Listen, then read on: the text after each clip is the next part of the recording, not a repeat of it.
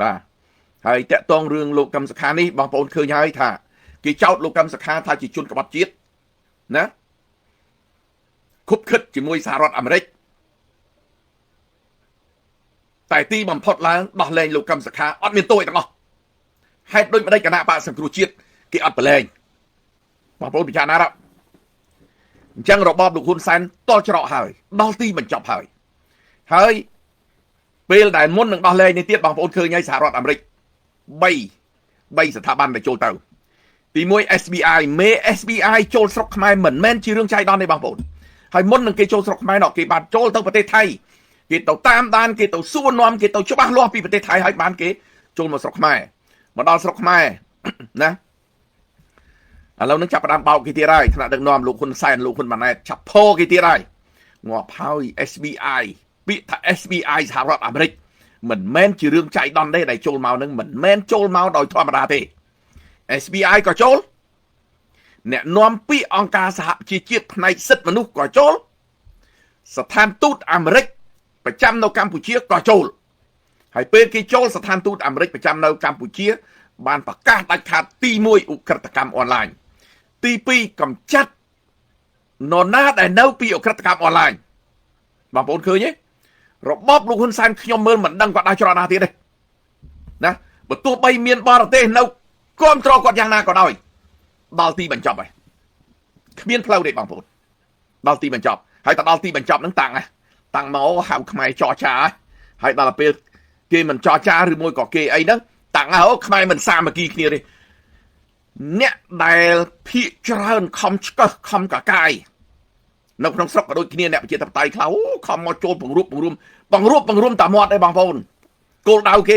មិនបង្រួបឯងចូលមកដើម្បីកំទេចអញ្ចឹងការដែលបង្រួបរវាងគណៈបកនិងគណៈបករវាងបង្រួបរវាងជាតិនិងជាតិក៏ប៉ុន្តែបងប្អូនត្រូវតាមដានមើលដែរណារបបផ្ដាច់ការមិនមែនរឿងចៃដន្យទេគេមានមនុស្សកាងនៅពីក្រោយអញ្ចឹងគេចូលទៅគេបង្រួមជាតិបច្ចនាគឺដើម្បីផលប្រយោជន៍គៀបសង្កត់កំទេចអ្នកប្រជាធិបតេយ្យឲ្យខ្ទេចតែម្ដងដូចកាលហ៊ុនស៊ីប៉ាច់យ៉ាងបងប្អូនឃើញទេ2093ចូលទៅបានប្រហែលឆ្នាំ97ក្រឹបចាប់ធ្វើរដ្ឋប្រហារកំទេចរណរិទ្ធគឺគណៈបកហ៊ុនស៊ីប៉ាច់ឲ្យខ្ទេចម៉ង់តែម្ដងអញ្ចឹងបងប្អូនត្រូវប្រយ័ត្នពីបញ្ហានេះម៉ាំងគីសួស្ដីពីចម្ងាយអាលក្ខបាត់ដំបងលោកពូចោះម៉េចដែលលើកលែងកឹមសុខាការលើកលែងរបស់គាត់លោកកឹមសុខាគ្រាន់តែលើកលែងឲ្យគាត់មានសិទ្ធិចេញទៅក្រៅស្រុកទេតែអ្វីទៀតនៅក្នុងនឹងគេបញ្ជាក់ច្បាស់ហើយអត់មានលើកលែងអីទេមានន័យថាអត់ឲ្យលោកកឹមសុខាចូលរួមធ្វើនយោបាយទេណាអាចឲ្យគាត់ចេញទៅក្រៅស្រុកបានការអីគេគោលនងគេចង់ដេញលោកកឹមសុខាឲ្យចេញក្រៅស្រុកនោះខ្ញុំជឿលោកកឹមសុខាអត់ទេអ្នកនយោបាយត្រូវមានក្នុងត្រូវមានក្រៅបងប្អូនបាទត្រូវមានក្នុងត្រូវមានក្រៅអញ្ចឹងបងប្អូនកុំបារម្ភដល់ពេលលោកហ៊ុនម៉ាណែតនិងលោកហ៊ុនសែនរត់ជន់គ្នាហើយរត់ជន់គ្នាឥឡូវបងប្អូនមើល SBI ក៏ដោយគេចូលមកគេទីមទីអីតាមដានរឿងឧក្រិដ្ឋកម្មអនឡាញណាយកតាមដានរឿងឧក្រិដ្ឋកម្មអនឡាញនេះមានគេទេចូលបងប្អូនសូមអភ័យទោសបន្តិចខ្ញុំ forward អានឹងទៅឲ្យគាត់ដើម្បីកុំឲ្យគាត់ទេមកព្រោះគាត់អត់ដឹងថាខ្ញុំ live តាមមើលចាំផ្លែណាបងប្អូនណា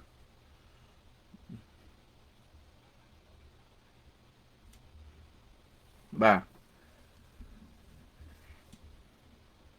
អានខមមិនបងប្អូនតិចទៅធៀបពងបាទស៊ីណាលឹមសួស្ដីពីចម្ងាយស៊ីណាម៉ោង6ល្ងាចជាងហើយរួមគ្នាការពារទឹកដីបាទសួសកីឡារិទ្ធបាទសួស្ដីពីប្រទេសបារាំងអរគុណបងថ្ងៃនេះប្រហែលបានកំណាប់ល្អពីបងទៀតហើយនំប៉ាវឆ្ងាញ់អរគុណអាលក្ខបាត់ដំបងអ្នកទោសនយោបាយនៅច្រើនណាស់លោកពូដូចជាអ៊ំថាច់ស៊ីថាមិនដោះលែងគាត់អ្នកនយោបាយនៅក្នុងស្រុកខ្មែរអ្នកស្រឡាញ់ជាតិដោយលោកថាច់ស៊ីថាបានអត់ដោះលែងគាត់ព្រួយបារម្ភនៅឥទ្ធិពលលោកថាច់ស៊ីថានៅពេលដែលលោកថាច់ស៊ីថាចេញមកលោកថាច់ស៊ីថាបន្តនយោបាយរបបលោកហ៊ុនសែនភ័យណាស់ព្រោះដោយលោកថាច់ស៊ីថាគឺជាមនុស្សស្មោះត្រង់ស្នេហាជាតិពិតប្រាកដអញ្ចឹងអ្នកដែលស្នេហាជាតិពិតប្រាកដគេមិនចង់ដោះលែងទេគេខ្លាចណាបានជួបបងនៅវត្តភ្នំសេរីសមាជហាក់ដូចជានៅថ្មីអរគុណ Col đông col đuông mình prap mình hay chọn phịch tiền này col đông sầm tổ col đông đại một col đông tại mà đong nè Kimberly bạn xua đây bị chậm ngay Dara Vichai Corolen xua đây bị chậm ngay Sarom pra bắt bao Sarom hay sừng khâm đa chạm ban chuột bằng ai chập nó pe để lúc chuyên chăn bọt mọc đó là Valentine nào ngày Tết bằng dương chuột nên là ngày Tết đó complete châu rùm phong bằng pra Sarom làm bay chuột nên ngày Tết chỉ môi nâng cua sa bằng ai bằng cun Monkey King ba xua đây bị chậm ngay lục pu mách đó lên tại cầm sạc hà bà nâng ai khiêm nâng chụp riệp vì đương đó lên lục cầm sạc hà rát tha khmai chết miên cầm nai vinh hai bà ổn bà trăm trâu khmai trâu tại rụi khuôn bà ọt miên đi thế bà prương bà chụp riệp xua bà ổn pro khan chụp ni du hai nâng ai ngày nào mà lên khiêm nâng nhu sẽ lên bà đong bà sinh sầm nang bà li mênh xua đây bà lẹ bà đập bong xua đây lục pu ra si bà cun hôi vi bà trăm trâu hai lục bong cun Vương Úc Sụp Hẹ Bạt Lì Mênh Nà Vi Bà Lì Na Good morning Bạt Nà Vi Sù Sà Đây Bạt Nà Vi Sù Sà Đây Vì Chầm Ngay Pro Map Sù Sà Đây Liu Bô Ri Bạt Chầm Riệp Sù Rus Nà Rông Chầm Riệp Sù Bằng Pro Ọ Cun Mau Sài Mau Sù Sà Đây Lì Mênh Bạt Lao Pô Linh Bạt Ọ Cun Lì Hênh Bạt Ọ Cun Vì Chầm Ngay Bạt Chầm An commentខ្លះហើយបាទ comment ក្រោយទៀតបើសិនជារំលងឬមួយយ៉ាងណាចាំខ្ញុំចាប់ផ្ដើមអានតាមក្រោយទៀតណាបងប្អូនណាកញ្ញុងព្រៃឡង់ឥឡូវហ៊ុនសែនវាដល់ម៉ោងហើយទទួលបាបកម្មរបស់វាហើយគេអត់ទុកទេលើកនេះគេអត់ទុកទេបងប្អូនខ្ញុំនិយាយនេះដដែលណាមិនបានគេអត់ទុករបបលោកហ៊ុនសែនបងប្អូនពិចារណាមើលលួចលុយសហរដ្ឋអាមេរិកប្រជាជនមិនមែនលួចរុយរដ្ឋាភិបាលទេប្រជាជនសហរដ្ឋអាមេរិក $10,000 លាននៅឆ្នាំ 2024 ចូលមក2025 លួចលុយ 20,000 លានទៀតពីសហរដ្ឋអាមេរិកបងប្អូនលុយប្រជាជនអាមេរិកលុយរបស់អ្នកណាលុយប្រជាជនអាមេរិកគឺជាលុយរដ្ឋាភិបាលអាមេរិកមិនបានខ្ញុំនិយាយចឹងកាលណាប្រជាជនបាត់លុយ $10,000 លានបើលុយនៅក្នុងធនាគារមួយឆ្នាំត្រូវបង់ពន្ធប្រមាណបងប្អូនពិចារណាមើលអានឹងហើយដែលស្រុកគេយកចិត្តទុកដាក់នៅស្រុកគេខ្លាំងមែនទែនគឺរឿងអស់នឹងបងប្អូនលុយរបស់ប្រជាជនក៏ជាលុយរបស់រដ្ឋាភិបាលដែរព្រោះប្រជាជនបងប្អូនឲ្យរដ្ឋាភិបាលហើយបើប្រជាជនក្រក៏រដ្ឋាភិបាលក្រដែរណាអញ្ចឹងថាវិការចរន្តរបស់ប្រទេសគេគឺកើតឡើងពីប្រជាពលរដ្ឋរាល់ថ្ងៃនេះស្រុកខ្មែរដែលមានថាវិការខ្លះរាល់ថ្ងៃនេះសំទោសបាទមានថាវិការខ្លះរាល់ថ្ងៃនេះគឺដោយសារនរណាដោយសារការបង់ពន្ធពីប្រជាពលរដ្ឋរដ្ឋាភិបាលរកអីរាល់ថ្ងៃលោកហ៊ុនសែនរកអីនេះ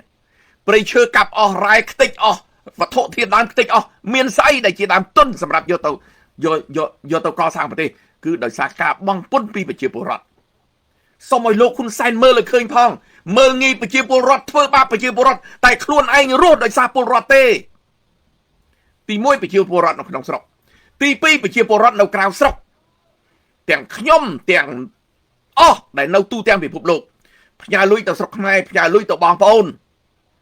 ណាថាវិការដែលខ្ញុំផ្ញើទៅបងប្អូនដែលចាយនោះគឺបងពុនទៅឲ្យរដ្ឋាភិបាលខ្មែរនោះលុយចរន្តគឺវិលអញ្ចឹងជាពិសេសបងប្អូនដែលជាពលករនៅក្រៅប្រទេសណានៅប្រទេសថៃក៏ដោយកូរ៉េក៏ដោយជប៉ុនក៏ដោយបណ្ដាប្រទេសទាំងអស់ហ្នឹងដែលគាត់ខំធ្វើការឲ្យផ្ញើលុយទៅឲ្យឪពុកផ្ញើលុយទៅឲ្យម្ដាយទៅឲ្យកូនចៅដែលនៅខាងក្នុងបង់ឲ្យធនាគារសពបែបសពយ៉ាងហ្នឹងថាវិការហ្នឹងហើយដែលវាវិលធ្វើឲ្យរដ្ឋាភិបាលខ្មែរដំណើរការរាល់ថ្ងៃគឺដោយសារលុយហ្នឹងកុំឲ្យមើលងាយជាតិឯងប្រជាជនឯងដែលក្រីក្រថាគាត់មិនបានការខ្លួនឯងដឹកនាំមកតបស្វានៅក្បាលម៉ាស៊ីននឹងស្អីគេដឹកនាំអីគេយកតែលុយប្រជាជនហ្នឹងទិញនាឡិកាចាយវាយពុកឲ្យលុយហ្នឹងមិនលុយប្រជាជនហ្នឹងលុយអីគេណាអញ្ចឹងមកដល់ត្រឡប់មកវិញអ្នកឯងទៅលួចលុយសហរដ្ឋអាមេរិកមួយឆ្នាំ $10,000 លានទៅ $20,000 លានគឺជាលុយញើសឈាមរបស់ប្រជាពលរដ្ឋអាមេរិកក៏ជាញើសឈាមរបស់រដ្ឋាភិបាលអាមេរិកអត់បានចំណេញពីខ្មែរជួយខ្មែររាប់សិប liên toàn liên đô la mình trâm và năng ngày anh tôi lui cái tiết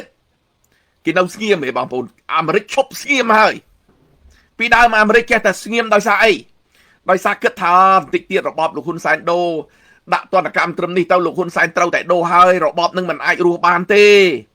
ផុតពីហ៊ុនសែនមកគេគិតទៀតដែរលោកហ៊ុនម៉ាណែតមករៀននៅ West Point រៀននៅប្រទេសសេរីត្រឡប់ទៅវិញដឹកនាំតាមបែបសេរីដល់អាទីបំផុតហ៊ុនម៉ាណែតចូលទៅដឹកនាំវេទនាជាងលោកហ៊ុនសែនទៅទៀតគេមើលឃើញក្រឹបអត់ទេអត់ដូរទេរបបនេះគឺឪមិនកូនចឹងមានជាងដើមចឹងគេចាប់ផ្ដើមធ្វើការទទួលខ្លួនឯងរស់ស៊ីមិនបានសេដ្ឋកិច្ចគេដាក់ទណ្ឌកម្មគ្រប់កន្លែងបែរទៅជាខុបខិតលុយគេមានកូនយួនមួយឃើញប្រព័ន្ធ Facebook ខ្ញុំនឹងចាក់ឲ្យបងប្អូនមើលបន្តិចគេវាយខ្ញុំគេថាខ្ញុំនឹងនិយាយពីរឿងណែពុនណែខាងEBA ដែលគេគៀបសង្កត់ដាក់ទណ្ឌកម្មនឹងគេថាខ្ញុំនិយាយនឹងបំភ្លឺណាហើយការដាក់ទណ្ឌកម្មនឹងដោយសារអីដោយសាររបបតកូលហ៊ុនហ្នឹងដែលរំលោភសិទ្ធិមនុស្ស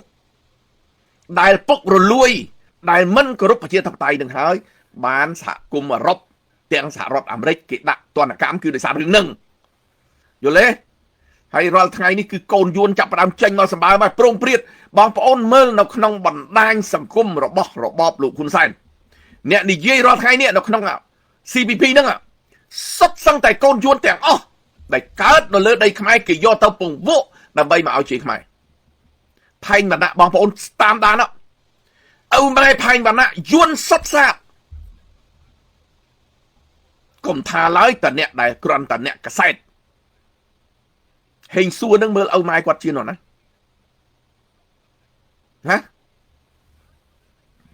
ហើយបើពាក្យចាំរាមហ្នឹងគេថាចដូនមួយលោកហ៊ុនម៉ាណែតផងសិតតែបណ្ដាញដែលគេរៀបចំណាបងប្អូនអុកពេជ្រសំណាងបាទសួស្ដីពីចម្ងាយបងកញ្ញុងព្រៃឡង់សួស្ដីពីចម្ងាយសុទ្ធសឹងតែអញ្ចឹងឥឡូវដល់ពេលហើយគេនិយាយគេណែនាំគេចាប់ផ្ដើមរឹតបន្តឹងគេដាក់ទណ្ឌកម្មមន្ត្រីធំ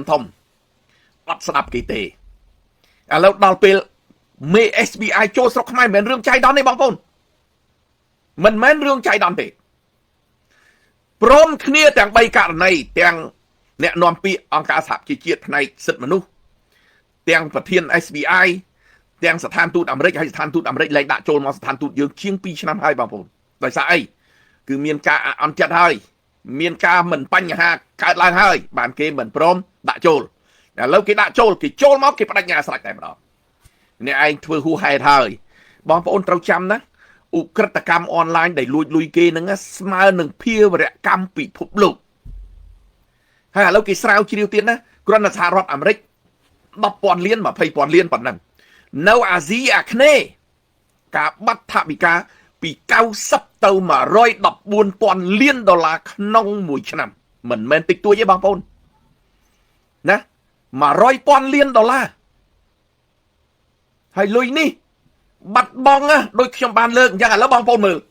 សូម្បីអាខ្មែរយើងខ្ចីគេមកតាំងពីរបបលោកហ៊ុនសែនដឹកនាំប្រទេសមកវា40ឆ្នាំជាងហើយគាត់ខ្ចីគេអស់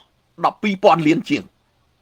ស្រាប់បើលួចគេវឹបមួយឆ្នាំលេងជាង 10,000 លានទៅ 20,000 លាននឹងគ្រាន់សហរដ្ឋអាមេរិកផងថាតើអាមេរិកអត់ចេះឈឺចាប់ទេប្រជាពលរដ្ឋអាមេរិកអត់ចេះឈឺចាប់ទេដែលលុយនៅក្នុងធនាគារសុក20-30 ម៉ឺនបាត់ចេញពីធនាគារណាដោយសារចាញ់បោកមួយផ្លែតហ្នឹងថាតើគេអត់ចេះឈឺចាប់ទេណាឥឡូវការឈឺចាប់របស់គេអានឹងបាបកម្មមកដល់របបតកូលហ៊ុនហើយដែលកសាងណាពេលគេនិយាយស្រួលលោកប្រធានសំរងស៊ីបាននិយាយច្រើនហើយរឿងអក្រិតកម្មអនឡាញនេះបើតាមលោកនិយាយនឹងវាចូលចង់ក្បែរ10ឆ្នាំទៅហើយគាត់ថាប្រជំនាន់នឹងលោកអត់មានស្អីបង្ហាញការពិតឲ្យបងប្អូនឃើញណាតែទីបំផុតឥឡូវអ្នកធ្វើអក្រិតកម្មអនឡាញនៅពេលដែលលោកប្រធានស្រែកថាមានអក្រិតកម្មអនឡាញនៅកម្ពុជារបបលោកហ៊ុនសែនទាំងថ្នាក់លើទាំងថ្នាក់ក្រោមជេរវាយដៀលតែលោកប្រធានសំរងស៊ីថានិយាយការពិតបំភ្លឺការពិតដើម្បីបំផ្លាញកិត្តិយសប្រទេសកម្ពុជាឥឡូវដល់ពេលហើយណាឥឡូវស្រែកខ្លួនឯងហ៎ថាមានអក្រិតកម្មអនឡាញហើយកំពុងតែកំចាត់ដែរឥឡូវលោកហ៊ុនម៉ាណែតឃើញលោកហ៊ុនម៉ាណែតសម្ភាសនៅក្នុងទូរទស្សន៍ទេ គេសួរលោកតាក់តងជាមួយនឹងលីចុងផាត់ជាមួយនឹងកុកអានដែលជាព្រឹទ្ធសភាហើយសហរដ្ឋអាមេរិកគេដាក់ទណ្ឌកម្មអ្នកទាំងពីរហ្នឹងតើលោកឯងគិតយ៉ាងម៉េចបែរទៅឆ្លើយប្រាប់គេអូឥឡូវហ្នឹងកំពុងតែរកអ្នកច្បាប់ដើម្បីទៅតវ៉ាជាមួយសហរដ្ឋអាមេរិកសហរដ្ឋអាមេរិកមុននឹងគេដាក់ទណ្ឌកម្មមួយហ្នឹងម៉េចគេចេះនឹកឃើញហ្នឹងទៅដាក់បដ ாய் យ៉ាងម៉េចងាប់ហើយគេមានផោះតាងគេមានស្អីទាំងអស់គ្រប់ទាំងអស់បានគេដាក់អ្នកឯងមិនមែនប្រទេសសេរីចេះតែធ្វើភ្លើទេអត់ទេឈប់បោកឈប់ប្រូគេទៅគាត់ឆ្លើយយកលេសអីអត់មានវាតោះតែឆ្លើយមកហ្នឹងគិតថាអ្នកទាំងពីរទាំង3ហ្នឹងប្រហែលជាអត់ទាន់មានទោសទេនៅមានការតវ៉ានៅឡើយទេមានន័យថាអញ្ចឹងច្រឡំមាត់ហើយលោកហ៊ុនម៉ាណែតច្រឡំមាត់ហើយណាពេលនេះបងប្អូននឹងភ្ញាក់ខ្លួននឹងដឹងជាពិសេសក្រុមត្រពង CPP ដល់ពេលវេលាហើយឥឡូវសហរដ្ឋអាមេរិកចាំមើលបងប្អូនណាបើគេដាក់ទណ្ឌកម្មប៉ុណ្ណឹងគេចូលមកប៉ុណ្ណឹងគេសង្កត់ប៉ុណ្ណឹងហើយលោកហ៊ុនម៉ាណែតបែរទៅយីថែឥឡូវនេះគេចាប់ផ្កាយ1គេចាប់ផ្កាយ2គេចាប់ផ្កាយ3គេចាប់ចង្វាយខេត្តដែរអស់លោកទាំង2ទាំង3ទាំង4នឹងគ្រាន់តែជាឧក្រិដ្ឋកម្មអនឡាញក្រៅប្រព័ន្ធលោកឯងទេមិនបានខ្ញុំនិយាយអញ្ចឹងឧក្រិដ្ឋកម្មក្នុងប្រព័ន្ធឧទាហរណ៍កុកអានលីចុងផាត់អានឹងបណ្ដាញរបស់គេរៀបកាស៊ីណូដើម្បីគេបង្កើតឲ្យឧក្រិដ្ឋកម្មអនឡាញនៅក្នុងកាស៊ីណូរបស់គេដើម្បីបោកលុយជាប្រព័ន្ធយកលុយនឹងបញ្ចូលជួយគ្រប់គ្រងរដ្ឋាភិបាលលោកហ៊ុនសែនដោយសារអីលីចុងផាត់ជានរណាលីចុងផាត់អ្នកកាន់លុយគណៈបកប្រជាជនលីចុងផាត់ប្រមូលលុយបានមិនដើម្បីបម្រើនៅក្នុងគណៈបកប្រជាជនបងប្អូនណានេះជារឿងពិតក៏ប៉ុន្តែមន្ត្រីមួយចំនួនដែលពុករលួយនោះពួកអស់លោកប្រមូលលុយបានរាប់សិបលានបោកសហរដ្ឋអាមេរិក10,000 លានក្នុងមួយឆ្នាំរកបាន9-10,000 លានក្នុងមួយឆ្នាំចុះអញផ្កាយ1អញផ្កាយ2អញចវាយខេតអញរកអីអត់បានពួកអ្នកឯងមកដាក់នៅក្នុងខេតអញអ្នកឯងរកតង្កិលអញអត់បានអញ្ចឹងរៀបចំផ្ទះរបស់អញរៀបចំបណ្ដាញរបស់អញធ្វើឧក្រិដ្ឋកម្មអនឡាញដែរពួកនឹងគេហៅថាពួកត្រីងៀតឆ្លៀតពងលុយនឹងអត់បានចូលទៅប្រព័ន្ធរបស់លោកហ៊ុនសែនអញ្ចឹងចាប់ឯងយកមកធ្វើស៊ីណានេះជារឿងពិតបងប្អូនចាប់អ្នកឯងយកមកធ្វើស៊ីយកលេសអានឹងអួតប្រាប់ទៅ SBI សហរដ្ឋអាមេរិកថានេះគេកំពុងតែធ្វើគេកំពុងតែចាប់ផេះគេមិនជឿលោកឯងទេបើលោកឯងពិតប្រកបបញ្ជូនទៅលីចុងផាត់កុកអានត្រីភិបហ៊ុនតូដែលសហរដ្ឋអាមេរិកគេកំពុងតែតាមចាប់អាមេធំនឹងសិនបានមកចាប់អាទូចដឹងណាបើមេធំលោកឯងមិនបញ្ជូនទៅឲ្យគេដឹងច្បាស់ណាស់ថាលីចុងផាត់នឹងគឺរកលុយដើម្បីឲ្យរបបលោកហ៊ុនសែនរស់តទៅទៀតហើយបើអ្នកឯងអត់ចាប់អាមេខ្លោងនឹងផងទៅផគេថាផ្កាយ2ផ្កាយ3នឹងគេជឿអ្នកឯងគិតថាគេ SBI នឹងមិនល្ងង10ចិត្តហ៎ច្រឡំមាត់ហើយដល់ពេលវេលាហើយបងប្អូនណាបងប្អូនត្រូវមានក្តីសង្ឃឹមលើកនេះ 100% របបលោកហ៊ុនសែនតល់ច្រកហើយគ្មានផ្លូវដើរទេត្រៀមបងប្អូននៅក្នុងសហរដ្ឋអាមេរិកគេលូកកាលណាផ្ទុះនៅខាងក្នុងអ្នកឯងហ៊ានធ្វើបាបតកឬមួយក៏យ៉ាងម៉េចដូចអេរ៉ង់អញ្ចឹង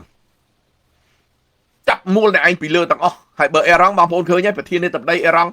អាមេរិកបាញ់កំទេចចោលទាំងអស់បដ ாய் អត់ទុកទេបើអ្នកឯងរឹងទៅតឹងឥឡូវគេចូលមកបងប្អូនចាំមើលណាកុកអានលីចុងផាត់ហ៊ុនតូត្រីភិបអីនឹងរត់ទៅណាទេបងប្អូនណាហើយបើហ៊ុនសែនអត់ចាប់ពួកនឹងបញ្ជូនទៅឲ្យគេចាប់ខ្លួនឯងហើយតែគេចាប់ខ្លួនឯងគេចាប់អ្នកនៅពីក្រោយកុកអានលីចុងផាត់នឹងទៀតបើហ៊ុនសែនចាប់បញ្ជូនទៅឲ្យគេកុកអានត្រូវតែរកច្រកហើយបើចាប់បញ្ជូនទៅឲ្យគេកុកអានទៅដល់ឆ្លើយថាខ្ញុំធ្វើឲ្យលោកហ៊ុនសែន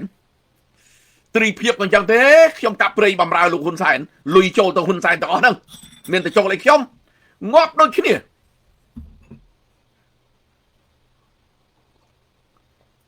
ចាប់ដូចគ្នាបងប្អូន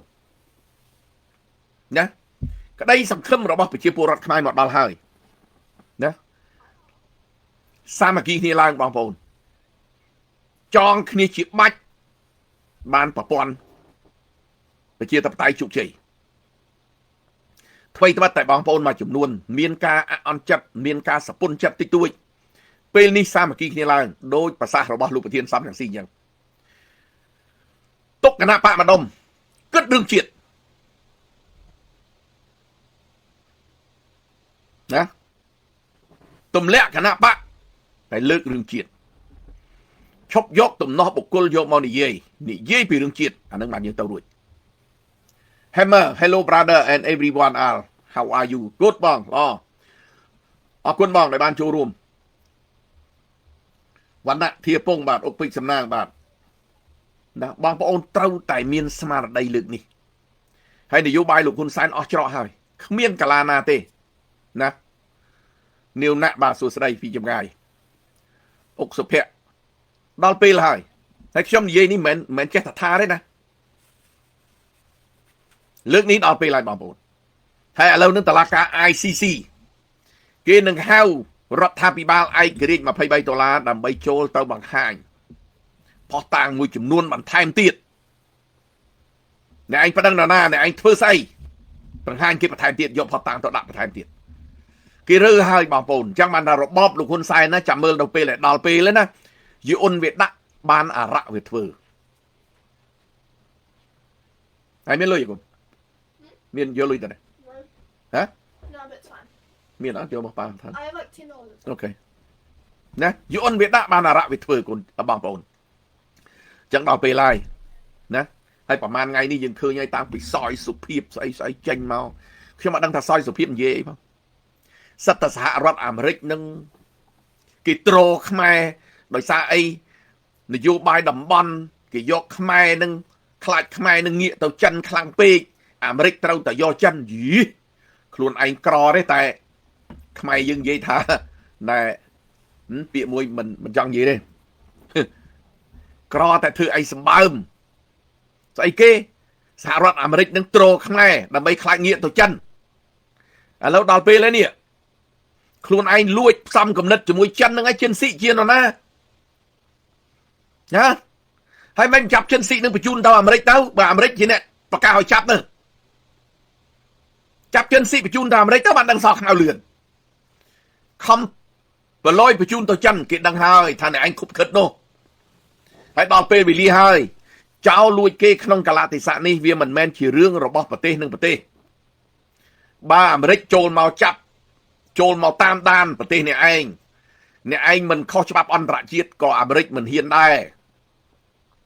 តែអ្នកឯងខុសច្បាប់អន្តរជាតិអាមេរិកគេដាក់ហើយកាលដែល Bin Laden រឿងភាវរកម្មពិភពលោកអាមេរិកតាមចាប់គ្រប់ប្រទេសអ្នកឯងទៅដល់ណាក៏អាមេរិកមានសិទ្ធិចាប់ដែរព្រោះអានឹងភាវរកម្មពិភពលោកឥឡូវមកដល់ឧក្រិដ្ឋកម្មអនឡាញនេះអាមេរិកក៏មានសិទ្ធិចាប់អ្នកឯងដូចគ្នាព្រោះអ្នកឯងឧក្រិដ្ឋកម្មអនឡាញពិភពលោកចោលលួចគេពិភពលោកអញ្ចឹងពិភពលោកគេមានសិទ្ធិចូលមកប្រទេសអ្នកឯងដើម្បីចាប់គេអត់ខុសច្បាប់ទេឥឡូវនេះលោកហ៊ុនសែនខុសច្បាប់អន្តរជាតិហើយនឹងគេទៅណាទេភ័យបញ្ជូនចិនស៊ីទៅគោលបំណងអីគេខ្លាចដូចនេវេសូឡាណោះប្រធានាធិបតីនេវេសូឡាណោះដែលគេចាប់យុទ្ធកាត់ទោសអាមេរិកព្រោះបើទុកចិនស៊ីគេចូលមកចាប់ចិនស៊ីដូចមកចាប់ចិនសែនអញ្ចឹងឥឡូវ SBI គេចូលមកដល់ហើយមកភោគគេទៀតជាពិសេសអ្នកនាំពាក្យអង្គការសហជីវជាតិផ្នែកសិទ្ធិមនុស្សមកភោគគេអូប្រទេសខ្មែរមានសេរីភាពមានសិទ្ធិនិយាយស្ដីនិយាយផេះអីគាត់និយាយ Facebook គាត់តែ share Facebook ក៏ជាប់គុកដែរហ្នឹងចេះទៅរួចមិន40ឆ្នាំមុនទេណាប្រព័ន្ធ digital ជឿនលឿន media ពេញពិភពលោកទៅហើយជំនាន់មុនលោកផបានថតទូរទស្សន៍សក់ខ្មៅបោកប្រជាពលរដ្ឋទៅឲ្យស៊ូណារ៉ូចេញទៅក្រៅទៅបោកថាសត្រូវជាមួយហ៊ុនសែនទៅឲ្យបានសិទ្ធនៅទីបំផុតស៊ូណារ៉ូនោះគឺជាជនបង្កប់ដើម្បីបំផ្លាញអ្នកប្រជាធិបតេយ្យនៅខាងក្រៅទៅ lobby សហរដ្ឋអាមេរិកដើម្បីឲ្យអាមេរិកជឿស្រុកខ្មែរតទៅទៀតតែគេឈប់ជឿលោកហើយណាសាមឌីបាទសួស្ដីពីចម្ងាយគេឈប់ជឿហើយហេងវណ្ណៈជ្រាបសួរគេឈប់ជឿពួកអស់លោកហើយពួកឥឡូវនេះប្រព័ន្ធ media ប្រព័ន្ធប្រជាពលរដ្ឋខ្មែរមានអានេះមួយណាមានទូទាំងប្រទេសអត់ចាំបាច់មើលទូរទស្សន៍ខ្មោចអីទៀតទេទូរទស្សន៍នៅណាហ្នឹងយល់ទេគេដឹងទាំងអស់ហើយនៅបណ្ដាប្រទេសក៏ដូចគ្នាទាំងនាយករដ្ឋមន្ត្រីទាំងប្រជាជននៅស្រុកក្រៅដូចគ្នាគេមានតែនឹងមួយគេដឹងទាំងអស់ដូចគ្នារាល់ថ្ងៃនេះណាអានេះមួយណាខ្ញុំនិយាយកំ pl ែងតិចទៅ ខ្ញុំញៀនបងស្រីម្នាក់មកពីស្រុកខ្មែរគាត់មកលេងស្រុកខ្មែរគាត់មកលេងញូហ្សេឡង់គាត់ថាបាត់អាទូរស័ព្ទនឹងតែ2ថ្ងៃគាត់ថាវិលពេញផ្ទះណារករឿងកូនរករឿងចៅហើយរកទូគ្រាន់តែប្រព័ន្ធទូអណែ Facebook គាត់ខូចតែ2ថ្ងៃគាត់ថានៅអត់បានបាត់ប្តីមួយខែអត់អីទេបាត់ទូរស័ព្ទតែ2ថ្ងៃផ្អើលពេញផ្ទះយល់ទេពិភពលោកគេឈានដល់នឹងហើយអញ្ចឹងស្អីក៏គេដឹងដែរលោកបោកគេលែងបានហើយសម្បត្តិកូនឆ្លាតជំរាបសួរពីចម្ងាយចន្ទ្រាបតីលីបាទសួស្តីណាអញ្ចឹងឈប់បោកគេទៅបោកគេលែងបានហើយពេលដែលអត់ឡាយអត់ឃើញបងទេមកពេលឡាយទេចូលមកពីនេះអញ្ចឹងអុកពេជ្រសំដាងត្រៀមខ្លួនបងយើងប្រទេសយើងត្រូវតែមានលទ្ធិប្រជាធិបតេយ្យពិតប្រាកដត្រឡប់មកវិញពេលដែលអ្នកប្រជាធិបតេយ្យចូលទៅដឹកនាំប្រទេសត្រូវសម្អាតឲ្យអស់អំពើពុករលួយអំពើបកពួកនិយមអំពើកេងប្រវ័ញ្ចអំពើបំផ្លាញជាតិត្រូវឲ្យអស់យើងនិយាយបំផ្លាញនេះយើងសម្អាតនេះមិនមែនអាងអីឡើងអំណាចផ្ដាច់ការយកច្បាប់យកទៅគោរពទាំងអស់គ្នាកាលណានាយករដ្ឋមន្ត្រីគោរពច្បាប់នៅខាងក្រោមគោរពទាំងអស់គ្មានអ្នកណាមួយអត់គោរពទេបងប្អូន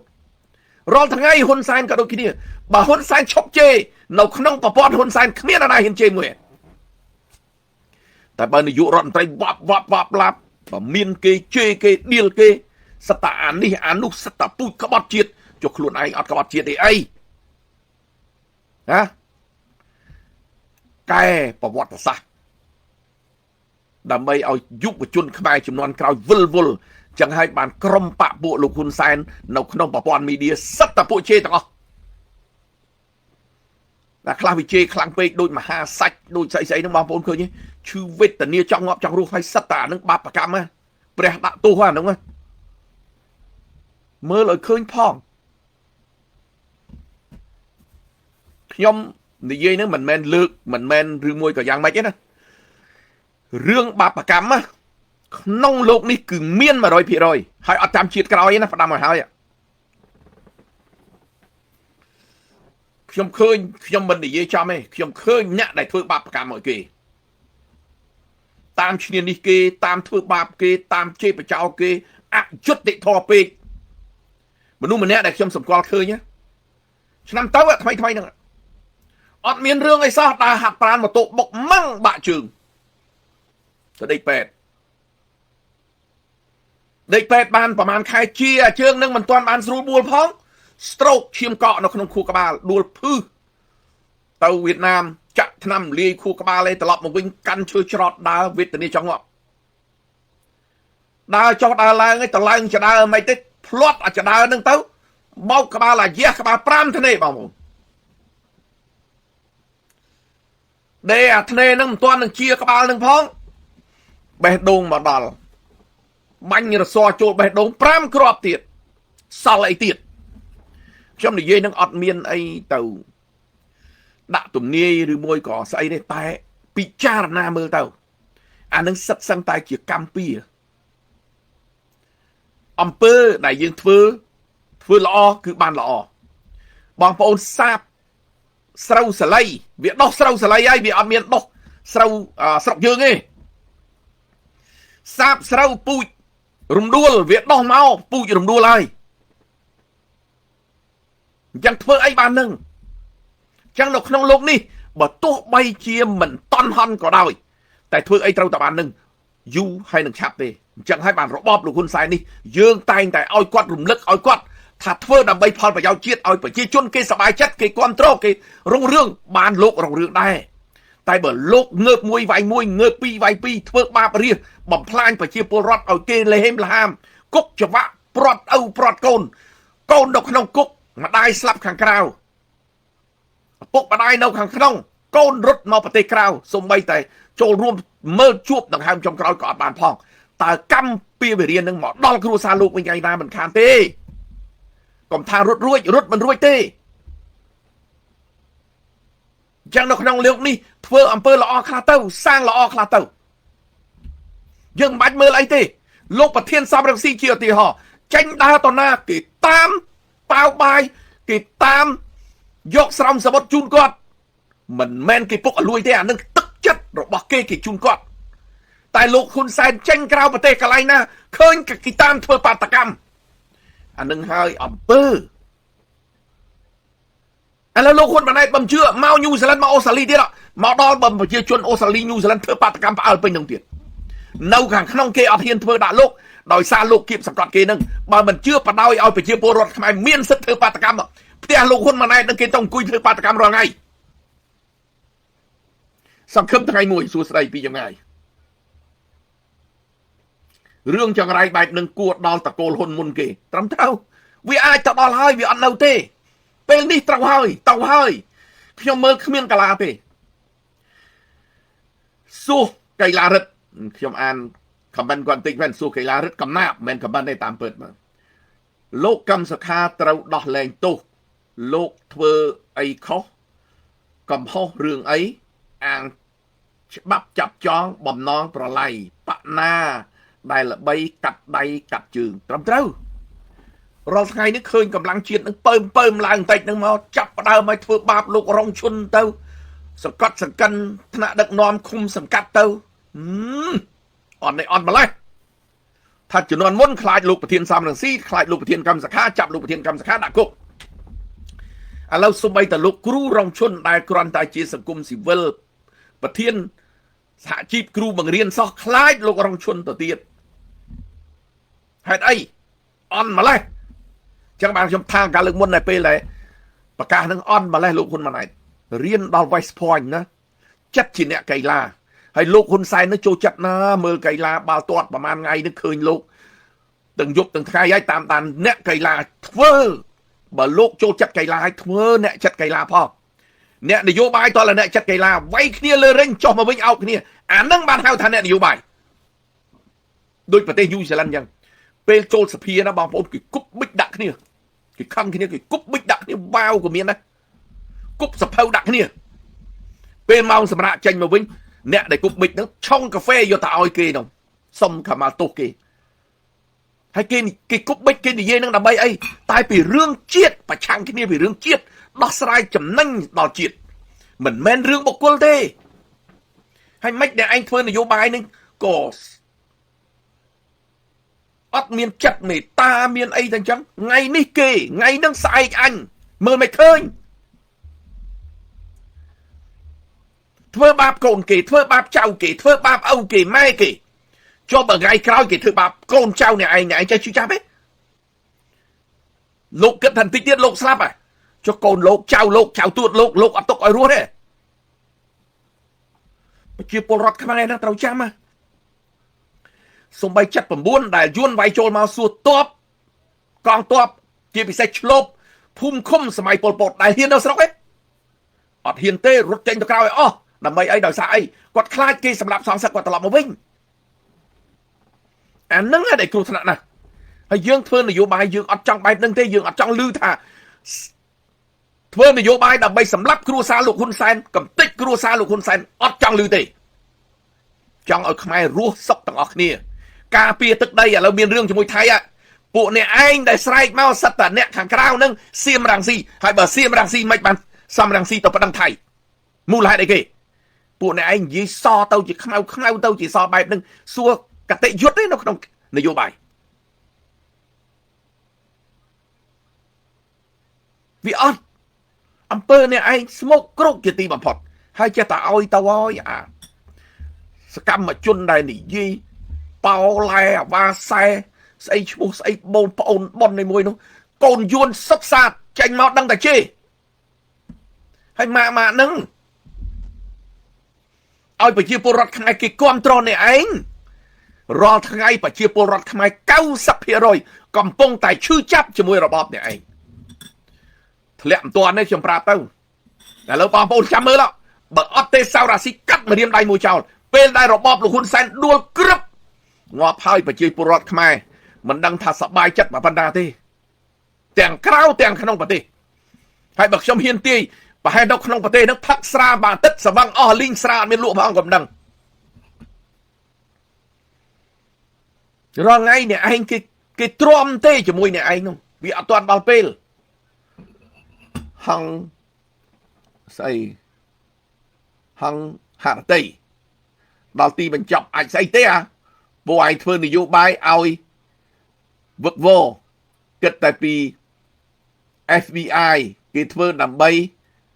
រដ្ឋាភិបាល$23មែនគាត់តែចេញឡើងមកហ្នឹងណាយើងវាខ្ជិលតជាមួយពួកលោកឯងហ្នឹងវាដល់ពេលហើយពួកលោកឯងហ្នឹងកូនជួនហ្នឹងកំពុងអភ័យណាយល់ទេភ័យឲ្យហើយទៅខ្ញុំជម្រាបទៅភ័យបដាខ្លះទៅក្នុងនាមយើងជាខ្មែរអត់រឿងអើងទេ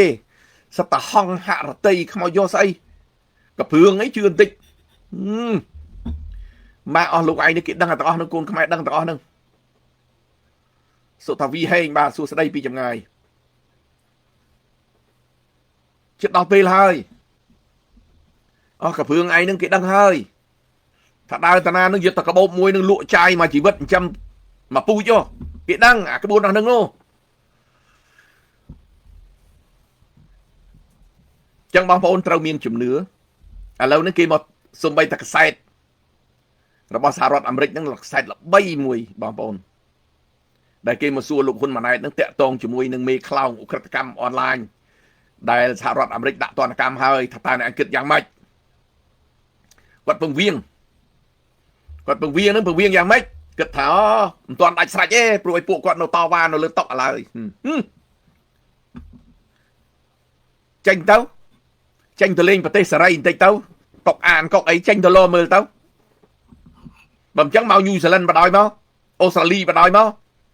ហេងសុយហ្នឹងអូស្ត្រាលីញូហ្សេឡង់ចាប់ញាត់ខ្នោះបញ្ជូនទៅអាមេរិកភ្លាមហ្នឹងហេងសុយទៅសិង្ហបុរីក៏លែងហ៊ានទៅដែរតែជាប់ឈ្មោះរបស់អាមេរិកហើយខ្ញុំឧទាហរណ៍ឲ្យមួយលោកហ៊ីងប៊ុនហៀងពីដើមឡើងមកគាត់ឈឺគាត់អត់ដែរហ៊ានមកសិង្ហបុរីទេដោយសារអីដោយសារជាប់មជីខ្មៅសហរដ្ឋអាមេរិកអញ្ចឹងគាត់អត់ហ៊ានមកសិង្ហបុរីទេគាត់ទៅព្យាបាលនៅប្រទេសថៃដោយសារថៃកាលហ្នឹងវាត្រូវជាមួយហ៊ុនសែនគាត់ទៅប្រទេសថៃគាត់មានកូនធរគាត់ច្រើនណាស់ដោយសារលោកហ៊ីងប៊ុនហៀងបើតាមខ្ញុំឮថាគាត់អត់មានកូនបកើតផងដោយសារប្រពន្ធគាត់អត់មានកូនអញ្ចឹងគាត់មានកូនធរហើយកូនធរហ្នឹងស្រីភាគច្រើនអាយុ40 40ជាងអីហ្នឹងកូនធរគាត់ហើយកូនធរពេលដែលឮថាពុកធរឈឺហ្នឹងនាំគ្នាហោះទៅថៃហើយទៅដល់ថៃបានម្នាក់$10,000គាត់ឲ្យហើយគាត់ផ្ដាំកូនធរគាត់ទៀតគាត់ថាប៉ារាល់ថ្ងៃហ្នឹងដីដើរត្រូវគេវាស់ហើយឃើញទេហ៊ីងប៊ុនហៀងផងស្អីឯងមកចេញស្អីចង់វាយអាមេរិកហើយអ្នកណាអ្នកឲ្យនិយាយហ៊ុនសែនអ្នកឲ្យនិយាយហើយលោកហ៊ីងប៊ុនហៀងមិនគួរលោកទៅនិយាយទេបើទោះបីគេប្រើលោកក៏ដោយភាសាអស់នឹងភាសាពិភពលោកភាសាអន្តរជាតិលោកចង់ទៅវាយអាមេរិកមានន័យថាខ្មែរចង់លើកទ័ពវាយអាមេរិកវាយជាមួយថៃគេវាយរត់ចោលស្រុកគេវាយប៉ោងខោដី70 ផ្លាយកន្លែងត្រូវបាត់លោកមិនទាំងហ៊ានក្អកជាមួយគេផងហ្នឹងហើយចង់ទៅវាយជាមួយអាមេរិកលោកនិយាយហ្នឹងគេហៅថាគូធំអាចធំជាងគូដែរលោកសួរពេលដែលលោកហាមួយម៉ាត់ហ្នឹងលោកទៅលុបបានវិញទេអត់ទេពិភពលោកគេចាំសម្ដីលោកជានិច្ចហើយលោកហ៊ានចេញទៅណាឥឡូវហ្នឹងបារាំងនៅតែថ្ងៃកាត់ទោសចាប់លោកទេគេផ្អាកមួយរយៈហ្នឹងដោយសារនយោបាយទេដើម្បីកុំឲ្យបារាំងជាមួយនឹងខ្មែរហ្នឹងវាលពើលពើងហើយខ្ញុំឃើញហើយសាររបស់ណែអ្នកគ្រប់គ្រង CPP រដ្ឋាភិបាលឯករាជ្យ$23គ្មានអាណាទទួលស្គាល់ទេរឿងពិតអត់មានអាណាប្រកាសទទួលស្គាល់មែនសូម្បីនៅញូហ្សេឡង់ក៏អញ្ចឹងដែរខ្ញុំទៅជួបតំណាងរាស្ត្ររបស់ញូហ្សេឡង់គេឲ្យយើងរៀបចំផ្ញើឯកសារចូលទៅរដ្ឋមន្ត្រីក្រសួងការបរទេសទៅតែគេប្រាប់យើងមុនគេអត់ប្រកាសដាច់ខាតប្រទេសណាក៏ដូចប្រទេសណាគេអត់ប្រកាសគ្រប់គ្រងថាគេទទួលស្គាល់ចេញមុខថាគេទទួលស្គាល់រដ្ឋាភិបាលឯករាជ្យ$23យើងទេក៏ប៉ុន្តែឲ្យតែគេធ្វើការជាមួយយើងទៅចប់ហើយរឿងអីយើងទៅចង់បានឲ្យគេប្រកាសប្រទេសណាក៏គេអាចប្រកាសបានដែរ បើគេប្រកាសស្មើនឹងគេសត្រូវជាមួយនឹងប្រទេសខ្មែរគេអត់ធ្វើទេរឿងហ្នឹងក៏ប៉ុន្តែគេធ្វើការជាមួយយើងចប់ឧទាហរណ៍នៅប្រទេសតៃវ៉ាន់បងប្អូនពិភពលោកដែលមានប្រទេសណាដែលទៅប្រកាសថាខ្ញុំទទួលស្គាល់ប្រទេសតៃវ៉ាន់អត់មានទេ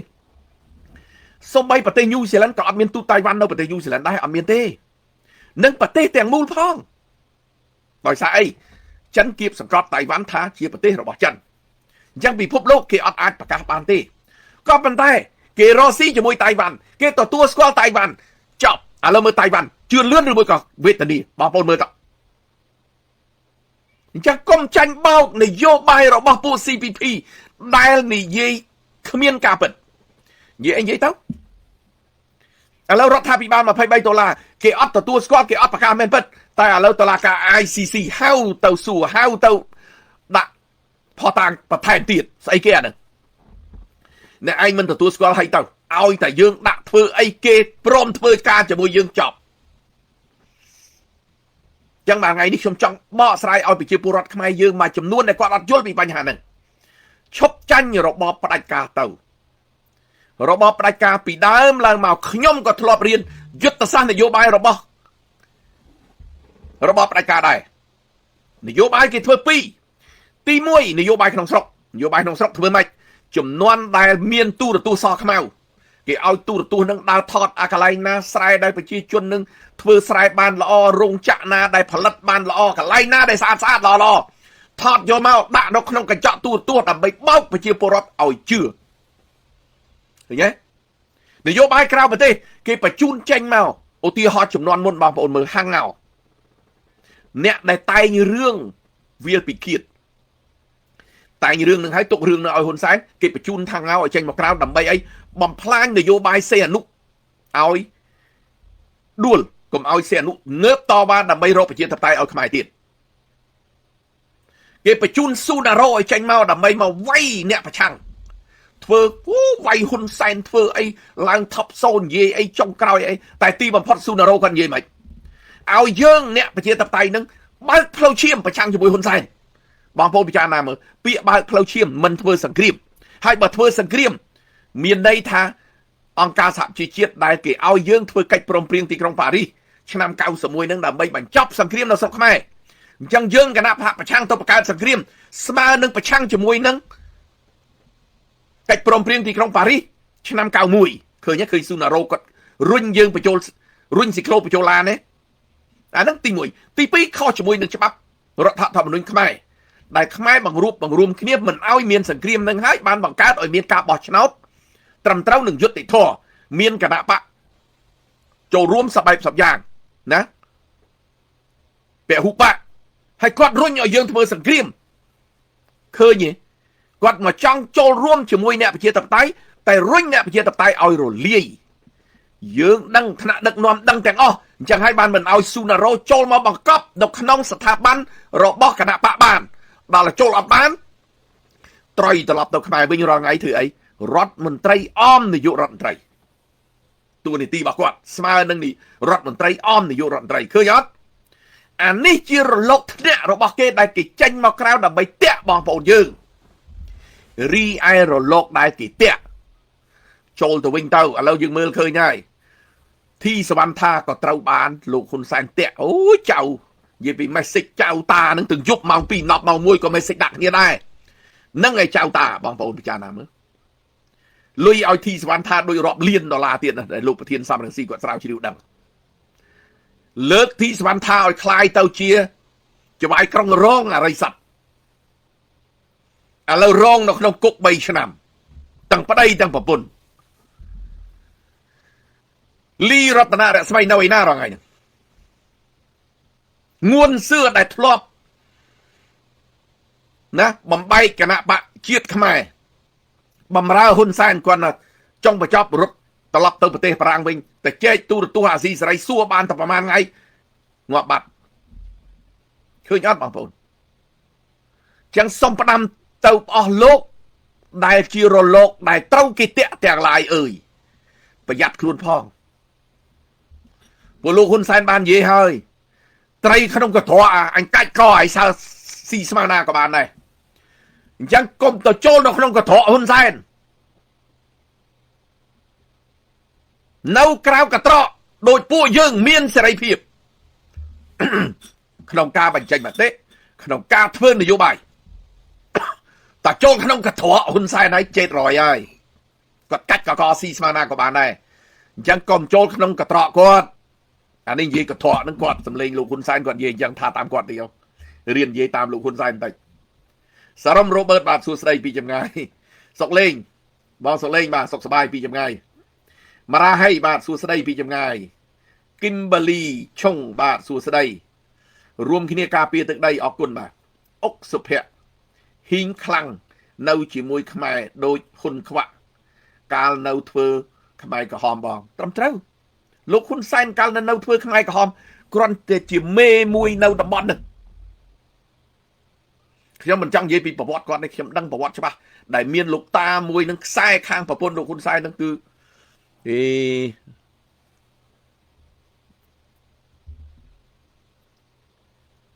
ណាទីបំផុតការចូលមក79នឹងគាត់គ្រាន់តែជាអាចកអាចែមួយនោះខ្ញុំដើរជាមួយប៉ែនសវណ្ណ3ឆ្នាំក្រោយពីប៉ែនសវណ្ណចេញពីគុកឆ្នាំ91គាត់និយាយអស់ពីប្រវត្តិដែលលោកហ៊ុនសែនធ្វើអីលោកហ៊ុនសែនមកចាប់ចងគាត់យកទៅដាក់គុកនៅប្រទេសវៀតណាមជាង10ឆ្នាំដាក់នៅក្នុងគុកល្ងឹតអ្នកណាមកចាប់គឺលោកហ៊ុនសែនមាសក៏ដោយពេជ្រក៏ដោយដែលគាត់ប្រមូលបានជាង1តោនចុងក្រោយឡើងយកមកចែករដ្ឋមន្ត្រីម្នាក់មកកដប់គេដាក់នឹងកទេលមកកដប់អ្នកចែកទៅមានពេជ្រមានអីសពហើយយ៉ាងលោកតាប៉ែនសវណ្ណនិយាយរឿងនឹងអស់យើងដឹងទាំងអស់ចឹងលោកហ៊ុនសែនមិនមែនជាមនុស្សធម្មតាទេគាត់អត់មានខ្វល់ពីរឿងមិត្តភ័ក្តិអីដែលរួមអាវុធតស៊ូជាមួយគ្នាអត់ទេចង់បានណាគឺថារាយការសម្លាប់គេទាំងរស់ធ្វើបាបលោកប៉ែនសវណ្ណនឹងគឺអត់មានរឿងអីទេលោកប៉ែនសវណ្ណអត់មានក្បត់អីទេគ្រាន់តែគាត់ការពារមិនអោយប្រជាជនវៀតណាមចូលមករស់នៅលើទឹកដីកម្ពុជារុយក្បាលខៀវជំរាបសួរបាទអុកសុភ័ក្រសួស្ដីបាទមីតារាឲ្យតែអ្នកទោសទៀមទាសិទ្ធិសេរីភាពខ្លួនឯងពេលនេះលោកហ៊ុនសែនគ្មានជំរឿសក្រៅពីការដោះលែងទេត្រឹមត្រូវយើងប្រឹងទាំងអស់គ្នាយើងងើបទាំងអស់គ្នាបើយើងមិនព្រមងើបទេខ្មែរនៅក្នុងស្រុកមិនព្រមងើបបណ្ដោយឲ្យកូនយួនកើតនៅលើទឹកដីខ្មែរត្រួតក្បាលខ្មែរយើងបាត់បង់ហើយពួកគេឈាមជាប់ពីខាងកើតគោលបំណងដែលគេធ្វើគឺដើម្បីសម្លាប់ខ្មែរយកទឹកដីយើងមើលក5ដែលឲ្យបរោះទៅកាប់ព្រៃក5គោលបំណងសម្លាប់បរោះឲ្យអស់ហើយកងទ័ពវៀតណាមមកយកប្រពន្ធខ្មែរបង្កើតកូនខ្មែរឈាមជាប់គេទាំងអស់មានបានមើលស្តុបដែលគេដាក់25ក្រុងនឹងទេកងទ័ពវៀតណាមនៅពីក្រោយឡាវនៅពីក្រោយស្រីខ្មែរនៅពីមុខពោកូនមានន័យថាទាំងកងទ័ពវៀតណាមទាំងកងទ័ពឡាវហើយមកយកប្រពន្ធខ្មែរបានកូនគឺកូនកាត់របស់គេរំលាយពូជសាសន៍ខ្មែរអស់មានបានមើលទេហើយទ័ពឡាវនេះទ័ពអ្នកណាគេទ័ពវៀតណាមទៅនៅប្រទេសឡាវហើយគេឲ្យឡាវនឹងត្រឡប់មកខ្មែរមកដូចតែគ្នានឹងរបស់គេទាំងអស់នឹងឡាវគេស៊ីដាច់ហើយដោយសារប្រជាជនខ្មែរប្រជាជនឡាវដែលនៅបរទេសនឹងមានសមាគមតូចតាចអត់មានបានតវ៉ាទេយើងសំណាងល្អដែលខ្មែរនៅក្រៅងើបតស៊ូរាប់ពាន់រាប់ម៉ឺនអ្នករាប់លានអ្នកបានខ្មែរទប់រហូតមកដល់សប្តាហ៍ថ្ងៃនេះបើគ្មានប្រជាជននៅក្រៅបងប្អូនសម័យមើលចប់នៅខាងក្នុងចប់បាត់ទៅហើយអ្នកឯងងើបមួយគេវាយមួយអញ្ចឹងមែនហ្នឹងងើបបានទេអត់បានទេខាងក្នុងចឹងហើយបានយើងនៅខាងក្រៅប្រជាពលរដ្ឋនៅខាងក្រៅខ្ញុំអំពាវនាវឲ្យបើយើងមិនជួយជោគមិនជួយចៅទេកុំឲ្យយកជើងរាទឹកណាកុំឲ្យយកជើងរាទឹកបើយើងមិនបានស្នេហាជាតិទេកុំមកប្រឆាំងអ្នកស្នេហាជាតិអីទុកឲ្យគេធ្វើទៅកុំឲ្យប្រវត្តិសាស្ត្រដៀលយើងថាយើងជាជនក្បត់ជាតិចូលរួមជាមួយជនក្បត់ជាតិកុំអីខ្ញុំទៅទូច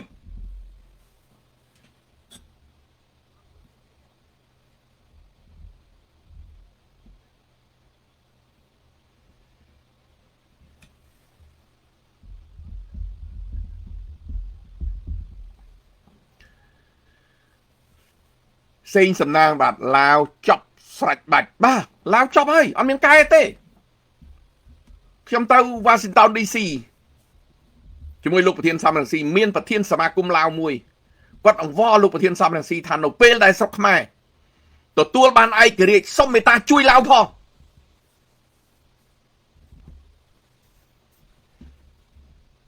ប្រធានសមាគមនៅ Washington DC ប្រធានសមាគមឡាវបានចូលរួមថ្ងៃហ្នឹងអ៊ំប្រុសម្នាក់ហ្នឹងគាត់សុំវអញ្ចឹងមកគាត់ថាដោយសារអីដោយសារឡាវនៅប្រទេសក្រៅហ្នឹងវាអត់មានវិតិចទួចហើយអត់មានការរើបំរាស់ស្ទាល់តែសោះកាវីបាទកាវីភក្តីភក្តីបាទ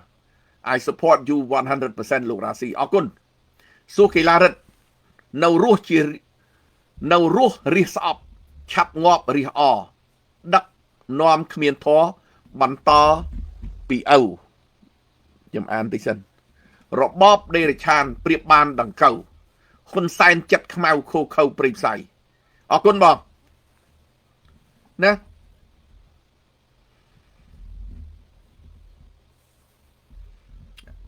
ពាក្យមួយម៉ាត់គឺបងប្អូនពិចារណានៅ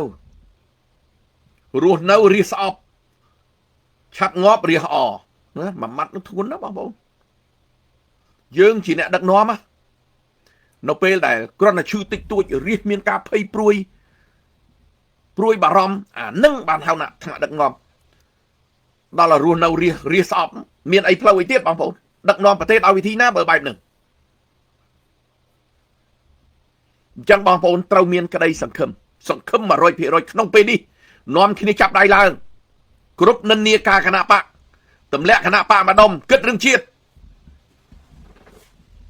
ហើយអស់លោកក៏ផ្ដាំទៅអស់លោកគណៈបកអ្នកប្រជាធិបតេយ្យបោកមួយចំនួនដែរដែលខ្លួនឯងដើម្បីអំណាចផ្ទាល់ខ្លួននោះចង់បានណាស់អំណាចតែអត់ខ្វល់ទេរឿងជាតិខំទៅគិតតែពីរឿងត្រពងទៅដើម្បីអំណាចដើម្បីផលប្រយោជន៍ខ្លួនឯងកាលណាអញបានទៅជាសភាអញបានទៅជាព្រឹទ្ធសភាទៅត្រពងគេទៅកុំអីបើទោះបីយកព្រឹទ្ធសភានឹងយកមកត្រពងគេក៏គ្មានន័យអីដែរគិតពីផលប្រយោជន៍ជាតិ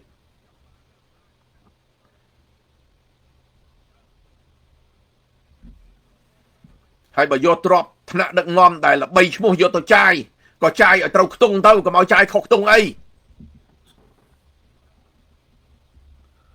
ខ្ញុំអាយុមិនទាន់60ទេអរគុណសួរកីឡាបាទអរគុណបងអញ្ចឹងខ្ញុំរៀងលើស60ហើយអញ្ចឹងខ្ញុំហៅបងតចុះ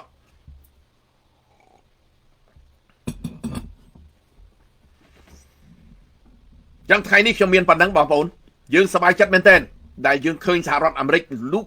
ចូលរួមដើម្បីដោះស្រាយរឿងជាតិខ្មែរហើយគេអត់នៅទេបងប្អូនហើយរាល់ថ្ងៃនេះក៏យើងឃើញស្ថាប័នរដ្ឋាភិបាល$23តាក់ទងជាមួយនឹងព្រំប្រទល់តាក់ទងជាមួយនឹងការងារទូតដែលមានអ្នកស្រីទឹកកំហ៊ុន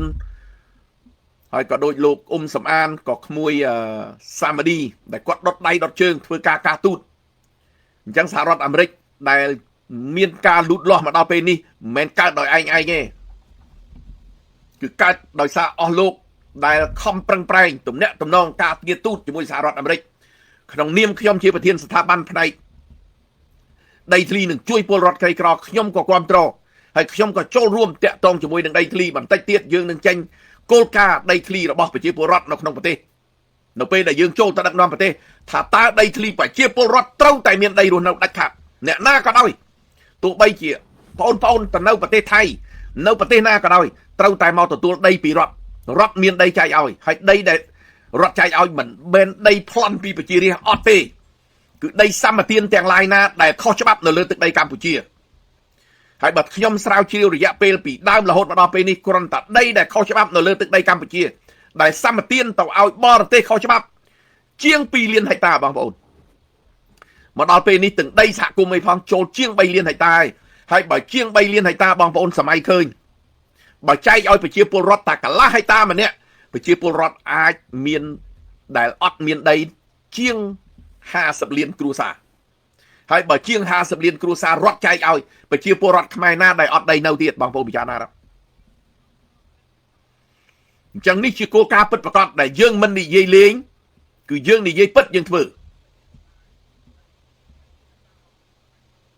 ចឹងអានឹងសិតតែយើងមានផែនការគោលការណ៍ច្បាស់លាស់បងប្អូនអត់ចេះតែនិយាយទេស្រាវជ្រាវច្បាស់លាស់ថាដីណាជាដីសម្បទានខុសច្បាប់ដីណាដែលអាច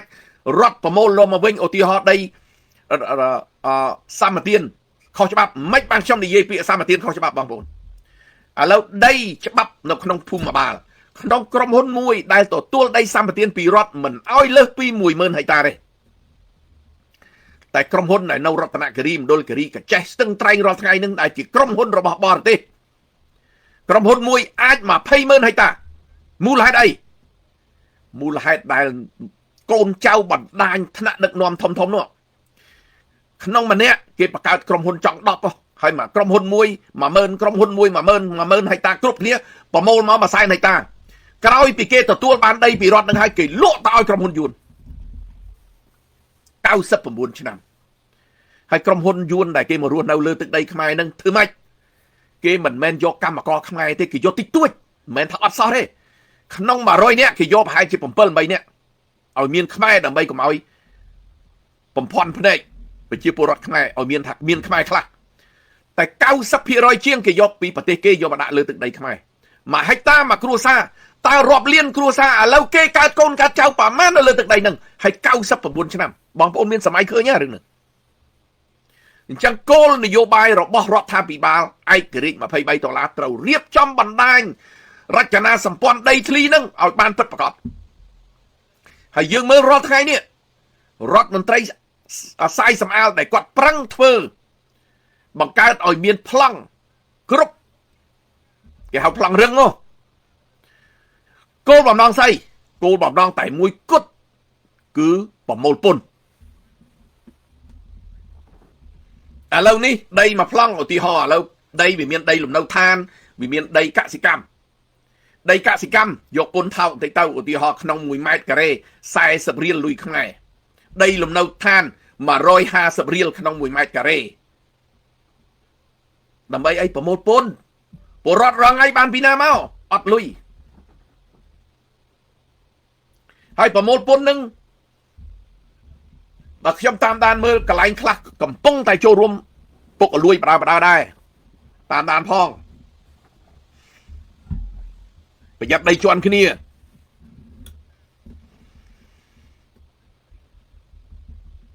ខ្ញុំគ្រប់គ្រងឲ្យលោកសៃសំអានបង្កើតឲ្យមានប្លង់ដីប្លង់អីគ្រប់កន្លែងខ្ញុំគ្រប់គ្រងអត់មានប្រឆាំងទេរឿងហ្នឹងកន្លែងណាលោកធ្វើត្រូវខ្ញុំគ្រប់គ្រងក៏ប៉ុន្តែប្រជាជនក៏មានការប្រុងប្រយ័ត្នដែរហើយប្រជាជនក៏កំពុងតែវេទនាឥឡូវធ្វើស្រែខាតហើយទៅយកពន្ធលើស្រែគាត់ទៀតគាត់មានផ្លូវអីទៀតបងប្អូនពិចារណាផងរឿងហ្នឹងជម្រាបសួរលោករ៉ាស៊ីខ្ញុំនៅកាណាដាសម្លាញ់បងយ៉ងបូរីបាទសួស្ដីបងសាវលីម៉ុងមួងបាទសួស្ដីបងពីចម្ងាយមីងយ៉ងបូរីនឹងបាទជាម្ដាយមីងជាម្ដាយក្មេករបស់ប្អូនខ្ញុំគាត់ជាស្ត្រីម្នាក់រស់នៅកាណាដាគាត់ល្អគាត់ជាអ្នកកាន់ធម៌ស្រឡាញ់ធម៌ហើយអំពើភាពសច្ចយុត្តិធម៌គាត់ល្អថ្លៃថ្នូរគាត់ជាប្រពន្ធមន្ត្រីចំនួនដើមហើយគាត់មីម៉ាយចេញពីអាពតមកក៏គាត់អត់មានយកគ្រួសារអីទៀតដែរអរគុណបងដែលបានចូលរួមអញ្ចឹងសូមឲ្យបងប្អូនយើងយល់ពីបញ្ហាហ្នឹងហើយបន្តិចទៀតស្ថាប័នរបស់ខ្ញុំហ្នឹងគឺយើងត្រូវមានផែនការរៀបចំឲ្យបានច្បាស់លាស់ធ្វើឲ្យបានច្បាស់លាស់ហើយក្នុងនាមខ្ញុំជាប្រធានស្ថាប័នកំពុងតែស្រាវជ្រាវហើយយើងរៀបរចនាសម្ព័ន្ធយើងអ្នកដែលមានបច្ចេកទេសតាក់ទងជាមួយនឹងដីធ្លីអ្នកដែលមានបច្ចេកទេសដើម្បីជួយពលរដ្ឋក្រីក្រថាតើយើងធ្វើម៉េចដើម្បីឲ្យប្រជាពលរដ្ឋក្រីបំបត្តិភាពក្រីក្រទី1នៅពេលដែលយើងចូលដឹកនាំប្រទេសប្រជាពលរដ្ឋដែលក្រីក្រគឺកើតឡើងទី1ដោយសារការអត់ដីរស់នៅបងប្អូនមានផ្លូវអីទៀតបើយើងអត់មានដីរស់នៅយើងទៅជួលដីគេនៅយើងទៅជួលផ្ទះគេនៅទោះបីជារស់ស៊ីយ៉ាងម៉េចក៏វាអត់ជឿនលឿនដែរបងប្អូនអញ្ចឹងទី1រដ្ឋាភិបាលរៀបឲ្យប្រជាជនណាក៏ដោយឲ្យតែជាខ្មែរមានដីរស់នៅកាលណាគាត់មានដីរស់នៅដីកន្លះហិកតាក៏ដោយ1ហិកតាក៏ដោយគាត់អាចបង្កើតមុខរបរបានដីកន្លះហិកតាគាត់អាចចិញ្ចឹមសត្វគាត់អាចចិញ្ចឹមមាន់គាត់អាចចិញ្ចឹមទាគាត់អាចដាំដំណាំរដូវគាត់អាចដាំដំណាំកសិផលផ្សេងឧទាហរណ៍ដូចជាស្វាយដូចជាពោតដូចជាសណ្ដែកដូចជាអីតែរត់រកទីផ្សារឲ្យគាត់មិនឲ្យគាត់តែមានដីឲ្យរត់អត់រកទីផ្សារឲ្យគាត់ទៅលក់នៅឯណាបងប្អូនបើស្រូវពីដើម1គីឡូ900ស្រាប់ដល់ទៅពេលវាយថៃក្ដុងស្រូវមកនៅ580 គាត់រស់ដោយវិធីណាអានឹងដែលជាកំហុសរដ្ឋាភិបាលកំហុសមួយទៀតស្អីគេប្រធានសមាគមស្រូវអង្គនាំចេញក្រៅប្រទេស1តោនប្រធានសមាគមយក$200លើគោកអត់មានធ្វើអីសោះហើយមួយឆ្នាំប្រមាណ10000តោនដែលត្រូវចេញមិនមែន10000ទេសែនតោនចេញទៅបរទេសសមាគមកូនប្រសាលោកហ៊ុនសែនអត់ធ្វើអីសោះយក1តោន200បងប្អូនមើលវាយតែ100,000តោនក្នុងមួយឆ្នាំគុណនឹង200មើលឃើញប្រមាណលាន$អានឹងកើតពីអីអំពើពុករលួយបងប្អូនអញ្ចឹងកំចាត់ឲ្យអស់គ្មានសមាគមមិននាំកចេញមកយកលុយប្រជាមកយកលុយ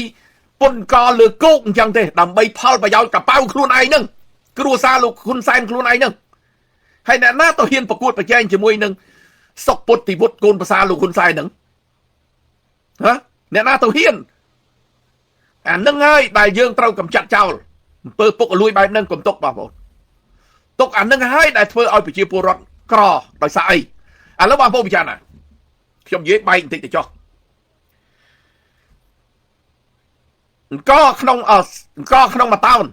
ពេលដែលនៅក្នុងស្រុកទិញតែ$700ឯក្នុងមួយតោនបើអង្គគាត់លក់$700ក្នុងមួយតោនគាត់ទិញពីប្រជាជនយ៉ាងច្រើនបំផុត$500ក្នុងមួយតោនខ្ញុំឧទាហរណ៍ដើម្បីគាត់ចំណេញបាន200មិនចឹងស្រាប់យើងនាំចេញមកក្រៅប្រធានសមាគមនោះកាត់យក$200ពីលើនឹងទៀតដែលអត់ធ្វើអីសោះអញ្ចឹងកនឹងឡើង$900ក្នុងមួយតោនឃើញទេដល់តែយើងយកមកលក់នៅក្រៅឧទាហរណ៍បាន1000អញ្ចឹងចំណេញបាន100ទេណាឥឡូវបងប្អូនពិចារណាវិញបើសិនជាសមាគមនឹងកុំយក200ប្រជាជនអ្នកដែលទិញកពីប្រជាជននឹងអាចតម្លើងដល់900ក្នុងមួយតោនណាអញ្ចឹងក៏មិនត្រូវប្រជាជនមិនបានគាត់លក់ឡើងថ្លៃតែដល់ពេលមកយកអានេះ200គាត់លក់ក្រៅបាន1000អញ្ចឹងគាត់ត្រូវយកទិញពីប្រជាជនយ៉ាងច្រើន500ព្រោះដើម្បីអីដើម្បីគាត់យកមកលក់នៅក្រៅពួកគេយកពុនគាត់យកចំណេញ200ទៀតគាត់ឡើង700ហើយគាត់គេយកពុន200វាឡើង900ហើយបើសិនជាគេអត់យកពុនគាត់អាចទិញពីប្រជាជនបាន700គាត់យកមកលក់នៅក្រៅបូកអីទៅវាបាន1000អញ្ចឹងគាត់អាតម្លៃប្រជាជនបានកើនឡើងហ្នឹងអានឹងដោយសារកើនវាអត់រួចដោយសារអំពើពុករលួយរបស់ប្រធានសមាគមក៏នាំចេញនោះអានឹងហើយដែលរដ្ឋត្រូវកែប្រែតែគាត់កែប្រែមិនបានបើកូនប្រសាគាត់នឹងលុយចូលកប៉ៅគ្រួសារគាត់នឹងគាត់មិនកែបានទេ